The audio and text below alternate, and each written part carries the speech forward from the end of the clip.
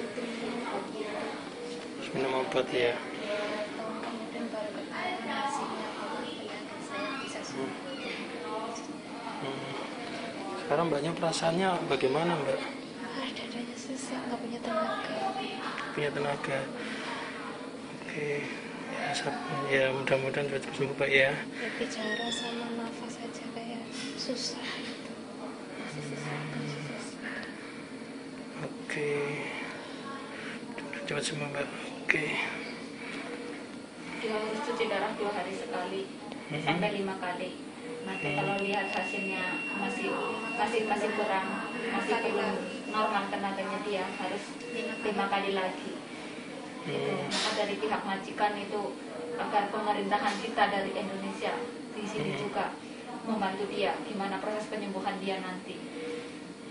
Terus majikan juga takut kalau di Indonesia nggak ada obat yang sama, terus dia juga harus cuci darah begini. Soalnya darah yang di dalamnya itu kotor, itu harus dibersihkan.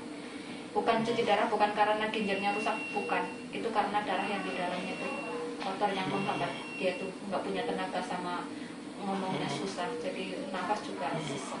Terus agensinya bagaimana mbak? Dari pihak agensi kurang jelas. Dia itu kurang peduli sama sekali. Orang biaya dari sejak dia masuk ke rumah sakit juga majikan yang biaya. Dari sejak awal dia mau masuk di operasi, majikan minta dia di sini, tapi dari pihak agensi mintanya dia itu di rumah sakit Tainan. Majikan nggak setuju, soalnya di sini rumah sakit Tainan itu udah termasuk rumah sakit yang gede, dokternya juga udah ahli.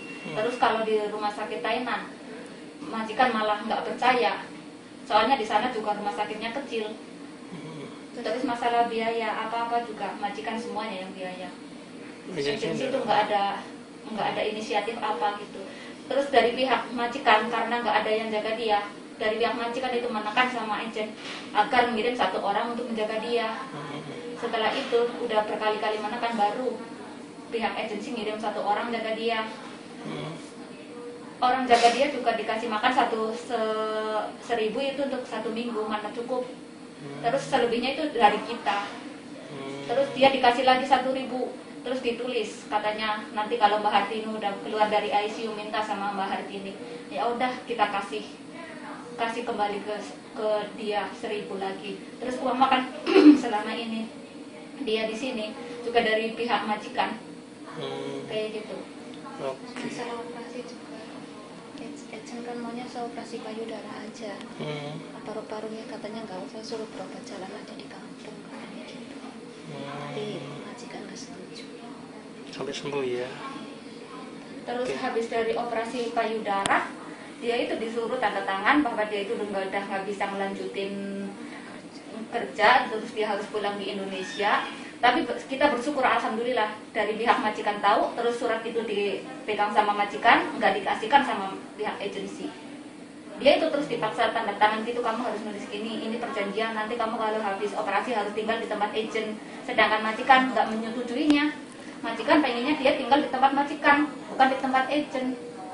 Itu soalnya biaya apa yang peduli semuanya juga majikan. Terus kalau di agen dia masih belum punya tenaga, terus dia dipulangin, itu kekhawatiran majikan kalau bagaimana kesehatan dia di Indo begitu. Oke, makasih ya.